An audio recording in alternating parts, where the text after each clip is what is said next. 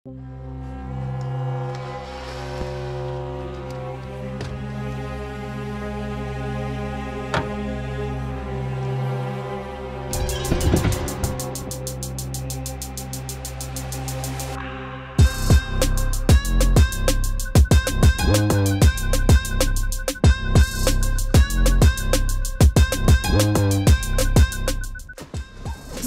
YouTube!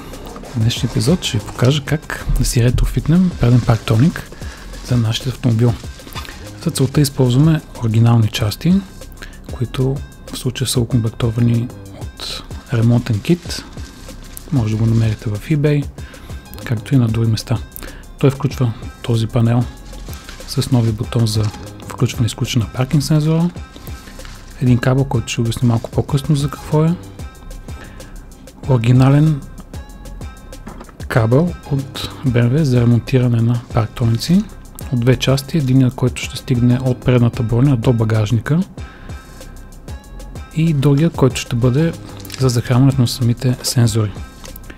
И не на последно място, ето тези шини, които са с двойно лепящо стиксо, а това е инструментът, който ще използваме за пробием дупките. И така, да започваме. Първа стъпка, разбира се, разглобяваме бронята. Може да видите детално изпълнение на това, като изгледате клипа за апгрейда на фаровете. Оригиналните брони, както посочвам в момента, имат отбелязана позиция, къде да се пробие, в случай, че се поставя парктоник, което изключително много улеснява нашата задача.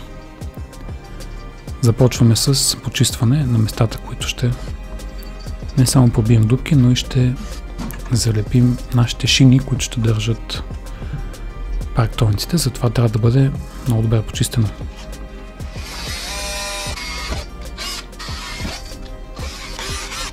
Започваме с бургия, около 5 мм, за да може да влезе този болт. Принципа на работа е, че тази гайка има остри върхове и когато навиваме болта, респективно гайката,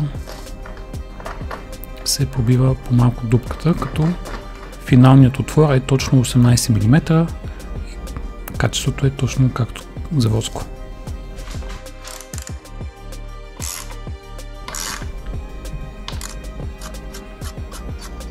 Бавно и внимателно въртим.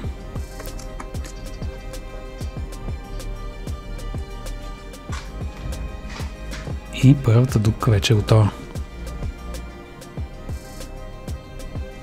Както виждате, изглежда напълно заводски. Това е оригинален уред, закупен е от Елратек, които са вносители за Шкода за България. Много от марките в България се използва от лицензираните сервизи, но само те се съгласиха да го продадат, тъй като се води специализиран инструмент, така че ако ви трябва, отидете в Елратек. Това са нашите шини, в които поставяме парктоник сензорите, като забравих да кажа, че те идват с подходящия цвят на бронята. При закупуването на кита трябва да специфицирате какъв точно цвят ви трябват и те ще ви ги изпратят в комплекта със същия цвят, така че да няма нужда да ги пребладисквате. Поставяме ги първо в шината, премахваме тиксото и ги лепим заедно с сензора, за да може да контролираме по този начин как излиза отвън и се показва самият сензор, така че да бъде всичко симетрично.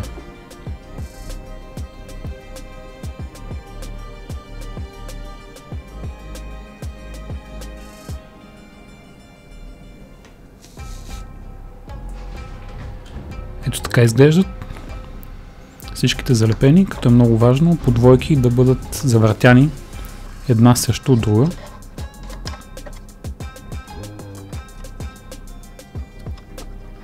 Поставяме кабела в съществуващите в бронята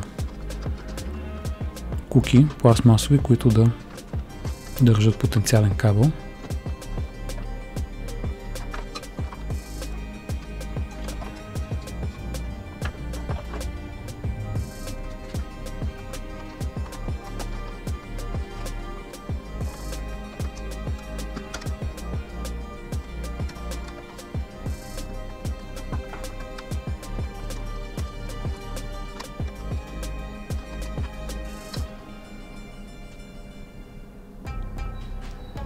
Това е финалният вариант.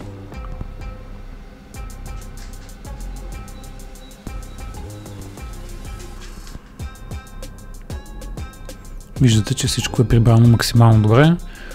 Трябва да внимавате да не минава през участъци, които след това ще пречат на връщането на бронята. И така, преминаваме през стъпка 2, а именно втората част на кабела, откъде ще мине. Махнали сме подкалника и ще го закрепим до ето тези съществуващи кабели. А как ще го вкараме в купето? През ето тази гумена част ще я пробием, която е останата точно за тези цели.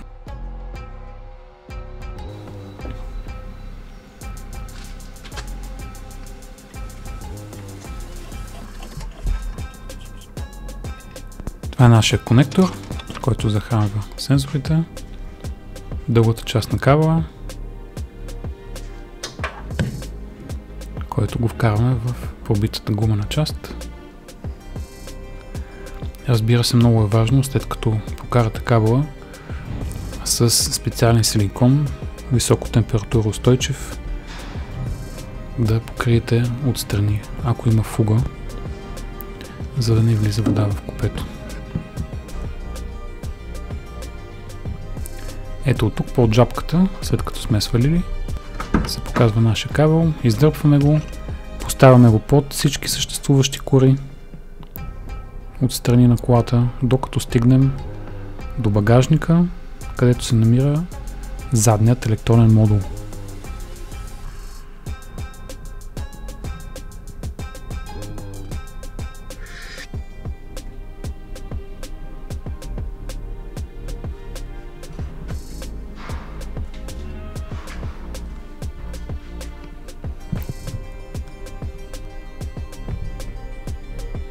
Как минава нашият кабел на вид, и това е нашият заден електронен модул.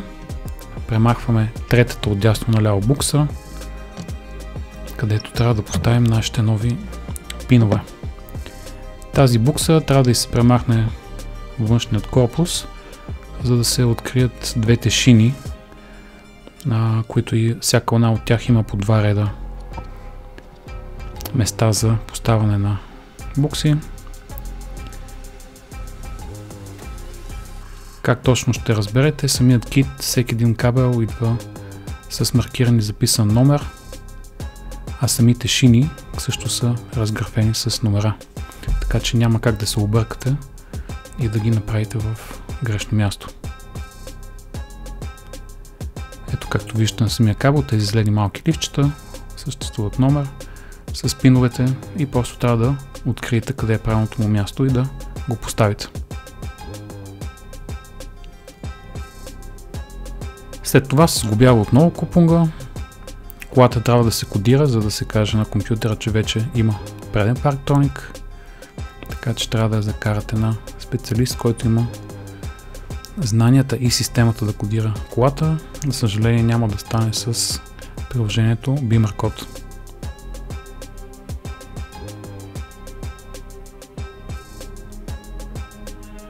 Поставяме обратно корите и сме готови. Поне с тази част. Финалната стъпка е да поставим новия панел с бутони, който ще съдържа бутона за включване и изключване на парктоника. За целта първо трябва да го извадим и преди да поставим новия да се убедим, че ето от тук стига един кабел между бутона с панелите до ICM модула, който е разположен ето тук, където ви показвам. Тази букса трябва да се извади и да се провери, че от пин 1 минава кабел до ICM модула. Ако не минава, допълнителният кабел, който е в комплекта, трябва да го покарате. В моят случай видях, че вече такъв кабел има, затова тази стъпка я изпускам.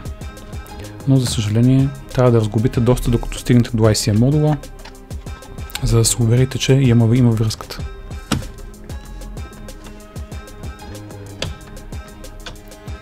След това сглобяваме всичко обратно, включваме новия панел с новия бутон и може да пробваме системата.